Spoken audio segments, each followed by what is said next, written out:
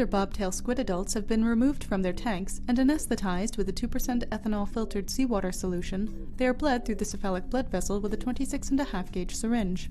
The extracted hemolymph appears blue due to the presence of hemocyanin. The hemocytes are diluted to a desired concentration and aliquoted into an 8-chambered cover slip. Once the hemocytes have adhered to the cover slip, they are stained with a cell tracker orange, a fluorescent dye, and challenged with GFP-labeled bacteria, which can be visualized on a fluorescent microscope. Hi, I'm Spencer Nyholm in the Department of Molecular and Cell Biology at the University of Connecticut. And I'm Andrew Collins from the Nyholm lab.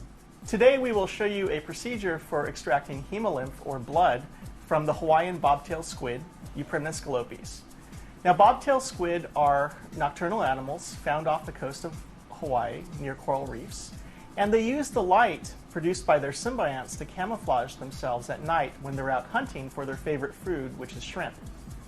Now, we use this association in the lab to study how beneficial bacteria colonize animal tissues.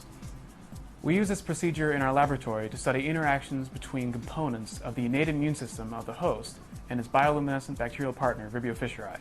So let's get started. Before extracting hemolymph, anesthetize one adult squid in a 1-liter beaker containing a freshly prepared solution of 2% ethanol in 500 milliliters of filter sterilized artificial seawater.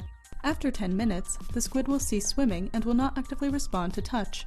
However, continued respiration, as indicated by movement of the mantle, and chromatophore activity, indicating activity of the pigment cells, should still be observed. Pour some of the sterile seawater ethanol